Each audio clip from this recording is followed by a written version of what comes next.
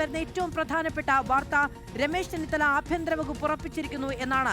VD. Satheesan കൂടിക്കാഴ്ചയിൽ ഉറപ്പു നൽകി എന്നുള്ള വാർത്തയും വരികയാണ്. കൂടിക്കാഴ്ചയിൽ രമേശ് ചെന്നിത്തലയ്ക്ക് ആഭ്യന്തര വകുപ്പ് നൽകാം എന്ന കാര്യം ഉറപ്പു നൽകിയിട്ടുണ്ട് എന്നാണ് നമുക്ക് മനസ്സിലാക്കാൻ കഴിയുന്നത്. പക്ഷേ രമേശ് ചെന്നിത്തലയ്ക്ക് ആഭ്യന്തര വകുപ്പിനേക്കാൾ കൂടുതൽ തന്റെ ഒപ്പമുള്ള 2 MLA-മാർക്ക്, ഏറ്റവും മുതിർന്ന MLA-മാർക്ക് അൻവർ സാദത്തിനും ഒപ്പം IC ബാലകൃഷ്ണനും മന്ത്രിസ്ഥാനം നൽകണമെന്ന കാര്യത്തിലാണ് അദ്ദേഹം കൂടുതൽ കടുംപിടുത്തം പിടിച്ചത് എന്ന് നമുക്ക് മനസ്സിലാക്കാൻ കഴിയുന്നു.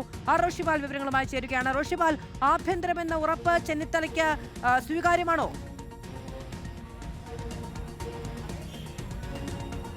മാധു, ആഭ്യന്തര മന്ത്രിസ്ഥാനം ചെന്നിത്തലയ്ക്ക് ഇന്നലെ തന്നെ ഹൈക്കമാൻഡ് പ്രതിനിധി ദീപദാസ് മുൻഷി ഉറപ്പ് നൽകിയതാണ്.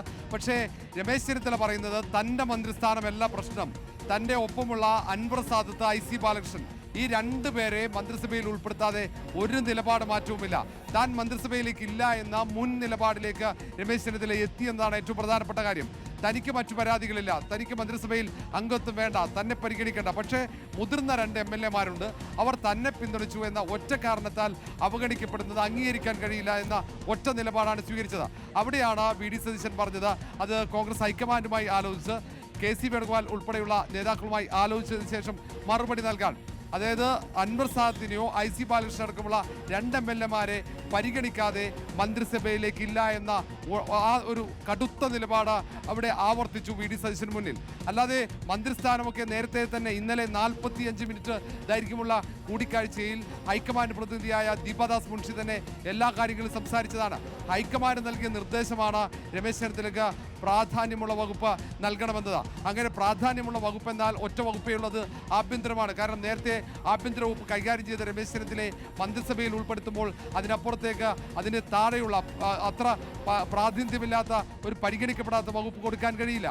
അവിടെ ആഭ്യന്തരം തന്നെ നൽകേണ്ടി വരും. ആ കാര്യത്തിൽ യാതൊരു തരത്തിലും ആശയക്കുഴപ്പം രമേശ് ചെന്നിത്തലയ്ക്ക് ഉണ്ടായിരുന്നില്ല. പക്ഷേ ഒപ്പമുള്ള 2 പേർ അവിടെ വെട്ടപ്പെടുന്നു എന്നത്, അവരെ കടുംവെട്ടിന് വിധേയമാക്കപ്പെടുന്നു എന്നതാണ് രമേശ് ചെന്നിത്തലയെ പ്രകോപിതനാക്കിയത്. നേരത്തെ 4 പേരുകളുടെ പേരാണ് നിർദ്ദേശിച്ചത്, 4 MLA-മാർ. അതിൽ ഒന്ന് അൻവർ സാദത്ത്, IC ബാലകൃഷ്ണൻ, ജ്യോതികുമാർ ചാമക്കാല, TJ വിനോദ്. ഈ 4 പേരെയും മന്ത്രിസഭയിൽ ഉൾപ്പെടുത്തണമെന്ന് ആവശ്യം ഉന്നയിച്ചു. അത് അംഗീകരിക്കാൻ കഴിയില്ലെന്ന നിലപാടിലേക്ക് കോൺഗ്രസ് നേതൃത്വം എത്തുന്നു.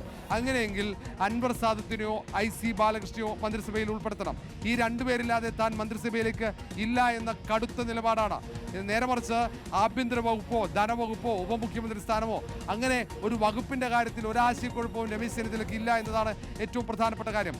തൻ്റെ മന്ത്രിസ്ഥാനമല്ല, തൻ്റെ ഒപ്പമുള്ളവരുടെ മന്ത്രിസ്ഥാനമാണ് രമേശ് ചെന്നിത്തല ഒരു കടുംപിടുത്തമായി മുന്നോട്ട് വെക്കുന്നത്.